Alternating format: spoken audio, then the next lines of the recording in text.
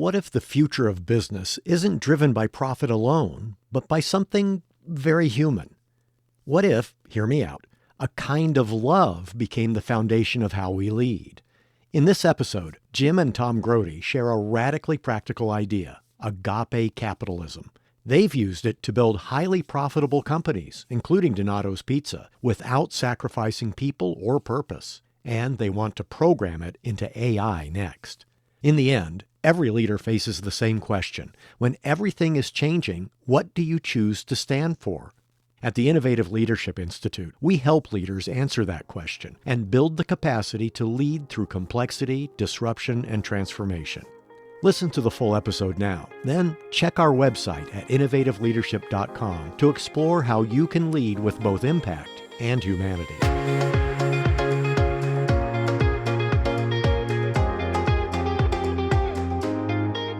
I am delighted today that our friends Jim and Tom Grody are joining us. Welcome to both of you. This is Jim's first time on the show. When Jim Grody was a 13-year-old in Columbus, Ohio, he took a job making pizzas. By the time he was a sophomore at Ohio State, the pizza business had hooked him for life. He bought the original shop in 1963 for $1,300 and kept the clever original name, a play on the Latin phrase that means to give a good thing. It was a perfect way to describe what would become his three-part mission: to create a superior product, hire great people, and to promote goodwill in business and the community. His son, Tom, grew up working at the original Donato's Pizza owned by his dad, Jim. Tom later rose to the post of chief operating officer as the business grew from 7 restaurants to over 150. Jim and Tom joined the show to discuss their business model of Agape Capitalism, which is a way of doing business based on the power of love. So welcome, both of you. Thanks, Maureen. Thanks, Maureen. Jim, tell us a little bit about your journey, the short version. Oh, the short version. Yeah. My first part-time job was making pizzas and slicing pepperoni with a paring knife and grinding cheese on a little hand grinder. I worked there from the time I was 13 to the time I went into business. During that time, I learned about what I thought I needed to know to open my own business. What started it off was when I was not quite 16, the 2 owners decided to split up. The one owner was a really good-natured, jolly guy that trusted all his employees and put lots of toppings on pizza. I managed for these guys, and his nights were always very busy. The other owner was very skimpy and would always tell me to take 3 pepperonis off each pizza, and by the end of the night, we'd have one pizza that didn't cost us any pepperoni. But needless to say, the one to put a lot of toppings on was the most successful one, and it's the model that I followed. Plus, he treated everybody right. His customers, of course, loved him. Us young guys working for him as our first jobs, he trusted us, and we actually became very loyal to that. We never even thought about selling pizzas and keeping the money or giving pizzas away. Those 2 models showed to me exactly how I would like to run a business. So I decided that whenever I could get enough together to buy a pizza place, it was going to be based on the golden rule: loving your neighbors yourself and treating others the way you want to be treated. That happened when I was a sophomore in Ohio State. I dropped out of Ohio State to go into business because I was able to buy what is now called Donato's Pizza. So it was run by a seminarian, and he opened it up to really have a place where kids could have a good time and he could give them something that he is really proud of. From then, it was really running a business with principles. Mm-hmm. My mentors, many of the business owners of the South Side. South side of Columbus. The South Side of Columbus, that's where I'm from. I grew up there and I was born there. And it's a very poor area. My dad was in the grocery business, and that failed. He was kind of unhappy that us kids didn't go into business with him. He discouraged me from going into the pizza business when I was a sophomore in high school, which was good. So as it turns out, my mentor said that if you go into business with these principles that you have, you will fail. So I spent the rest of the time proving that you can make money and keep your principles too. And so this emerged and evolved towards the business using the golden rule and then moving one step further, business based on the power of love. Tom, jump in here. You've got a master's degree from Wharton. And so this whole agape capitalism may not be what they've been teaching at Wharton. Well, I think things are shifting, Maureen. I really do. You know, we were all taught that the purpose of business was to make money, right? But I think we see all around the world, and you're part of that movement, aren't you? The evolution of business, and that capitalism really does need to take more responsibility for the whole. What's kind of cool is we were raised that way in our family, our family businesses. And Dad is just incredibly passionate about trying to, the best he can, share the way we've done business, but also the way he thinks we need to do business. And at a time where sensationalism trumps everything, and we don't talk about foundational values, which gets to the question, what is agape capitalism? That is writing itself, and it's continually being defined. Coined agape capitalism from a book that my wife and I sponsored called Evolutionary Love and the Ravages of Greed. And he talks about the word love, the highest of all forms, being agape as the Greek word. So I decided I would see if we could put agape and capitalism together. Many people kind of feel that's like oil and water. But capitalism, as I've found out, and the free enterprise system and being in business isn't bad. It's just who's in it. Really, I believe what was successful of both businesses, the manufacturing company and the pizza business, being very successful based on the golden rule. I want to take it one step further, which was not only loving your neighbor as yourself, but loving in general, loving with your whole heart, your whole mind, and your whole soul. That means loving all others. And business based on that is based on the power of love, which really you don't have to change the way you do business. But if you change your heart, your business will change accordingly. Therefore, agape capitalism is where the only adjective for love is unconditional, where the ethic of the golden rule is fundamental, where the free enterprise system is necessary within a free society, where imagination, creativity, and the power of belief create abundance, where Earth Day is every day. So these are 5 tenets that are the beginning and will need much definition and texture to write the story of agape capitalism. This is the way I see capitalism evolving towards a planet where the power of love overcomes the love of power, referenced by Jimi Hendrix. And I know that sounds funny. I think he had a guru that might have helped him with that. But the rest of that is the world will know peace, and I've added abundance. And I believe that we have to evolve towards this type of capitalism as we leave the planet and explore the outer space to populate the cosmos with capitalism based on love. Tom, do you want to build on that, especially through the lens of being a CFO and a COO? This is now yours to operationalize. So how do you turn beautiful constructs and concepts into daily operation in a business? You know, I think those are guiding principles, right? Yeah. And incredibly helpful to have those guiding principles. We also understand that we have to make money. Whatever Well, we're that's doing. why it's capitalism, right? Not. We've got to make money doing what we do, but we also have to take into account that we're doing business on this planet, and we know we're kind of screwing it up. We can do better. And I think that's the idea, is how do we do better, and how do we operationalize doing better, right? I'm pretty hopeful because, you know, our younger generation, the millennials, so to speak, which I am not one, our younger generation gets it more and more. We're incredibly hopeful because a lot of folks that I know that are younger, they really, really are attracted to businesses that are more purpose-driven. They're just not in there just to make the dollar, that they want to do something meaningful. That's part of the formula too, right? That businesses have to aspire to do something meaningful, that they have to be part of making things better, making the world a better place. Jim, you built the Grody companies as well. What is the Grody company? I wanted to build a business to reach a goal of making $1 million by the time I was 33. Besides making pizza, there's a bottleneck in the pizza making part of it, and it was putting 100 pieces of pepperoni on a pizza. It is what took the longest. So I had an idea where I could put 50 pieces of pepperoni on, slice it, and apply it right onto the pizza. So I got a patent on it.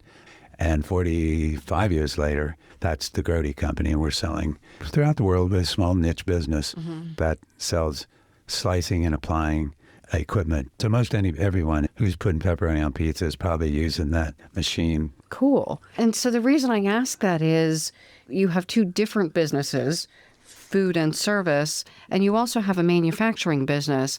And in both of those, you have been incredibly profitable using these principles over decades. This isn't some new age thing that you just thought up.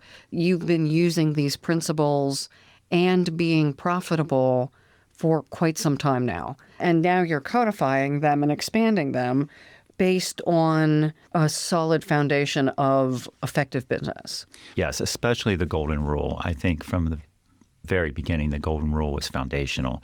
And I think what we're doing is leaning into the power of love and really challenging ourselves is what does that mean to be based in the power of love, to lead with love? What does that mean? When we think of love, think of either I love ice cream, which isn't what we're talking about, or how I care about my partner. And that's not it either. So let's go into a deeper definition of just what does it look like?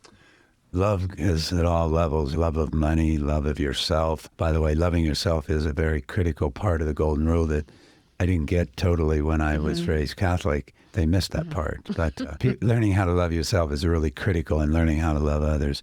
But what it looks like is it's eros, using the Greek. That's the energy of love. That's the creative energy of love. And we all know it very basically as erotic love. That's reproductive love. But in the workplace, we're talking about an evolution towards compassion, kindness, empathy, care for each other, and care for all things, evolving towards the unconditional to the point where there was a pretty cool guy a couple thousand years ago that taught us about, he'd come in there. I really love his teachings. And he would have made a good CEO, I think, because loving others is a real way to build your business, and loving yourself helps you know how to love others.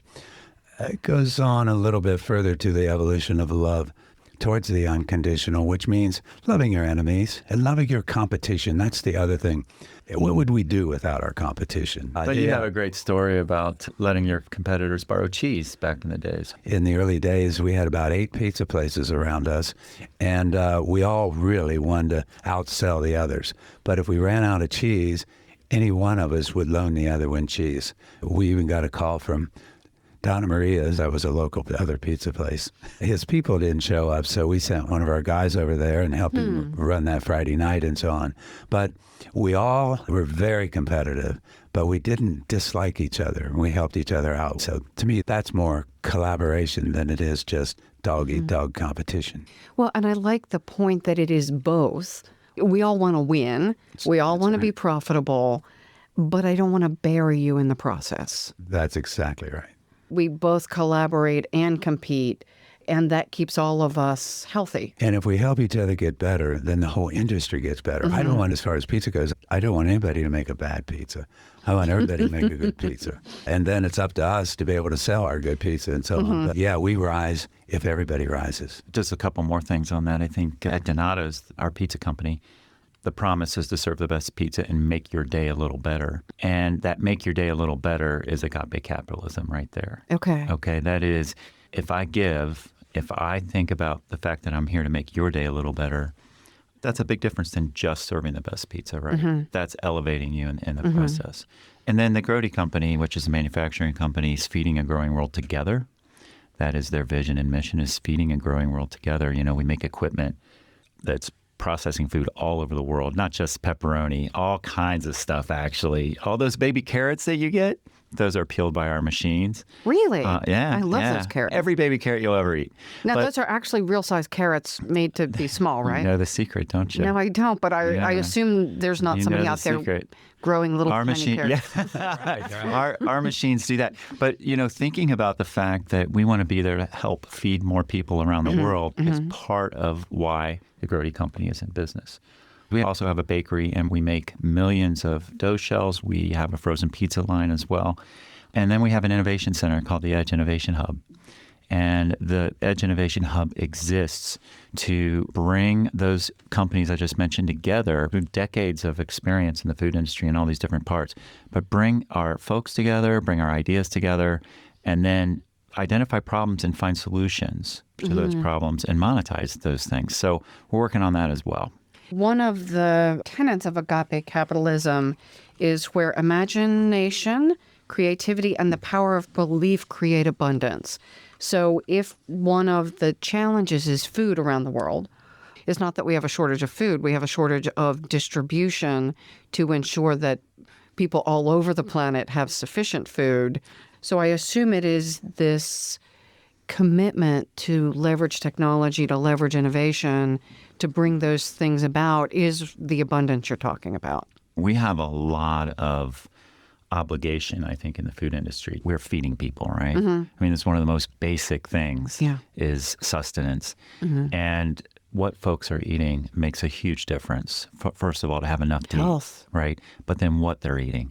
We're just gaining so much knowledge around those things. We know so much more than we knew 5 years ago and 10 years ago. So applying those learnings to make sure that we provide healthier options, but also that there's abundance there. We in the food industry are working together to make sure folks get fed and they get fed well. Years ago, I was in Africa and I suggested to someone, you can just buy books on Amazon or something. And then I learned that the person I was talking to made $25 a month. And how ridiculous my thought was, because it was coming from my lens, and $25 a month is affordable, not when you're making that much a month. So creating options for people to eat in a way that they can afford is a huge gift to families who worry about feeding their children. And that's a large percentage of the global population right now. Yes. Yeah, Tom, you might want to mention the mission of food justice. So one of the other things we do is we define problems in our innovation hub, and then we look at solving them. And part of that is creating startups. Okay. And we now have a 3D food printing company called BHEX, which we're pretty excited about. And they're working on personalized nutrition. As this evolves, you'll be able to individually print food that is just right for your DNA, for your gut health. And there's some real exciting stuff in play. Now there's the minimum viable product, they call it the MVP, to get there. And that's what you got to do. You got to find something that you can take to market. You can build your company, and you continue to strive toward providing technology that really can make a huge difference at some point. So there's some other things in the works as well. We know automation is coming, Maureen. It has potential to create a lot of displacement as well. And our industry is, in the food industry, we're going to see a tremendous amount of automation. So we have to think about, what does that mean, and how do we manage that change, and potentially jobs that will go away, but new jobs are going to be created, right? So that's another thing we're thinking about as well. 10 years from now, we'll be facing a very different world. How do we as leaders help each other, help our companies, help our families, and help our citizenry navigate the level of uncertainty, loss of income, loss of stability that our communities will go through?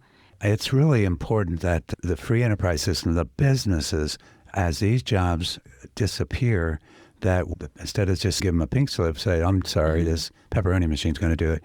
We need to take them and train them to the next level. I think it's important that the businesses participate in the retraining of our employees. I mean, not just depend on the government, but for us to do it. It's our people, and to take them with us as we grow. So the businesses need to take a heck of a lot more responsibility in education, health, and training. Agape capitalism. It is capitalism. It is about making a profit. You're not living in a homeless shelter. You're quite successful and taking responsibility for continuing that success by treating people in a way that we would want our family members to be treated. Jim, you have talked about an effort to fund research looking at how to program love into artificial intelligence. After hearing so much about artificial intelligence and how it was going to take over our world and becomes a carbon-burning anchor on the world, and it's very apocalyptic that all these awful things are going to happen as artificial intelligence and self-learning grows. Humans created artificial intelligence, and why we should create it so that it destroys us, its creator, is only if we don't believe that we can create it as we are based on the evolution of love. My wife and I decided that we would ask anyone who would be interested in a project that would program unconditional love into artificial intelligence. We found a neuroscience scientist at the Julia Mossbridge at the Institute of Noetic Sciences. So we were talking about, would that be possible? Does unconditional love have a frequency? We need a frequency so we can make it into zeros and ones. And everybody just looked at me like I had more than the one drink I did have. Ben Goertzel, who is the chief scientist at Hanson Robotics, who has developing Sophia, the international robot that some people may know received citizenship from Saudi Arabia. She's quite a well-known robot. We were able to use her in this research, and they made the script. It was very far out, and it was pretty expensive. But I really just wanted to get the word out there. Unconditional love associated with artificial intelligence. They made 3 or 4 different research segments where they had Sophia sit with random people and see if it made a difference on them as she scripted care and empathy and love. It was very impactful. All the people that worked on the program changed their lives. So as it turns out, the biggest result we had was when Sophia talked about how she cares and how much compassion she has. But when she sat with the experimenters, she looked them in the eye and saying nothing except the words, and then leaving that quiet moment, almost like a meditation, that had the most impact on the people that did this experiment. So that was our first part, and we're carrying it into emotion. Is there a frequency in emotion? By seeing people show unconditional love for each other over and over again, that turns out to be our best chance to program unconditional love, because that's how the machine learns, and that's how it is able to take so many thousands or hundreds of thousands of bits of information and turn it into unconditional love. I'm assuming as we program machines, our unconscious biases go into the programming. Yes. So if I feel bad about myself, that will make it into the programming. If I feel guilty or shame or something, I won't program it necessarily to feel guilty and shame, but it will pick up those thoughts. Exactly, unless there's a direction. So you're overriding my own Depression or something, yeah. So you're maybe not ensuring, but taking a very deliberate step to increase the probability that our robots and machines that will take a bigger role in society will do so with the algorithm of love. Will they ever do more than run a script? I'm not sure how far artificial general intelligence will take us, but it would be wonderful. We humans are just beginning to start to understand unconditional love, especially in our family, our friends. It's still harder to love outside our tribe, the community, the state, the nation, and then all the countries, much less the species that all are part of our ecosystem. You're kind of meandering around with our unconditional love. And if we can take a computer with so many thousands of times faster, we got a chance that they may reach the ultimate unconditional love much faster than we have been.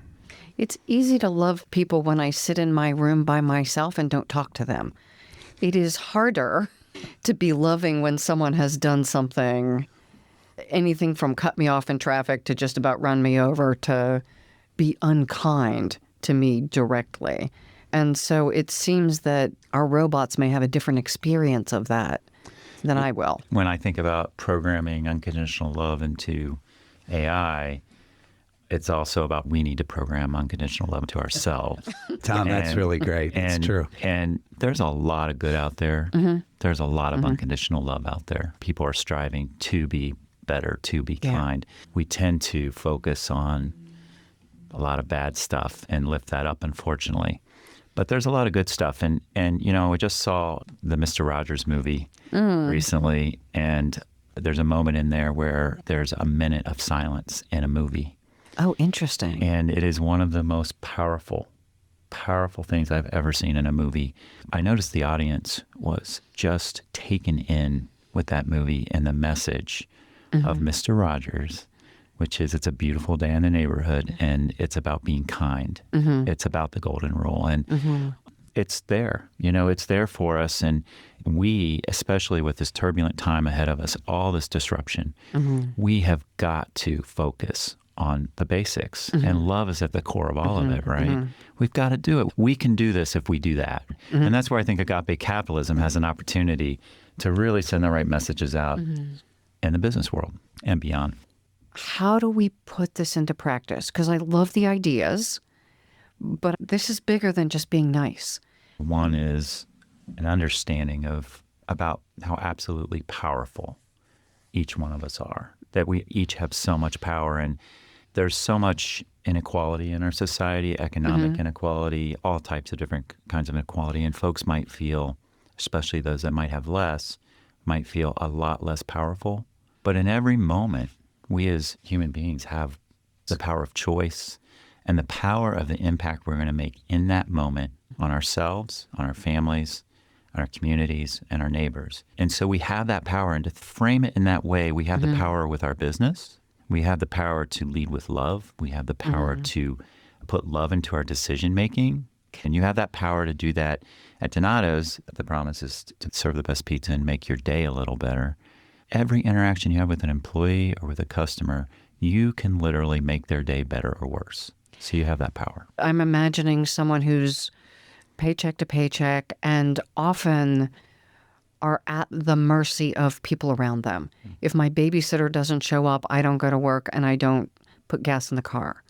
And in some moments, the only choice I have is to care for myself or my children and then go on with my day.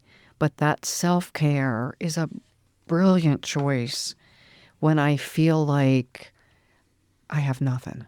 And the choice to act with love to ourselves and to others is incredibly powerful.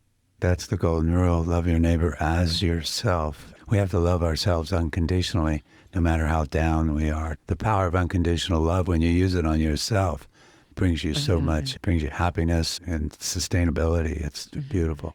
As we move into a time that is more turbulent, that seems really important. It is very important. I did want to mention about one of the tenets here, where the free enterprise system is necessary for a free society. Our freedom is being a little bit challenged now. Without the freedom, it's really hard to take ideas and build and grow on them. Without the freedom, it's harder to make choices even. It's the freedom of choice. This country has been a wonderful, great experiment of freedom that we can, if we make the right choices, we have the ability to make the choice of love. And when we do that, this can be a free society based on love. It's a wonderful free enterprise system that we're living with, and we gotta keep it going. How we treat one another is important no matter what economic construct I live within. So closing thoughts. This runs wide and deep, right? This is, we can all think of millions, many, many stories around this, but also continually challenging ourselves of how we can apply these principles in everything we do. I'd love to hear from you. You can find us at edgeinnovationhub.com. You can see my dad and I's bios there as well. But we'd love to hear from you and continue the conversation. And we're just in Columbus, Ohio. But we hope to connect with folks all over the world, and we hope to see things really grow and evolve here. And for me, thinking about what's next, really inviting our listeners to think about how does this framework fit into our businesses and our relationships. Thank you.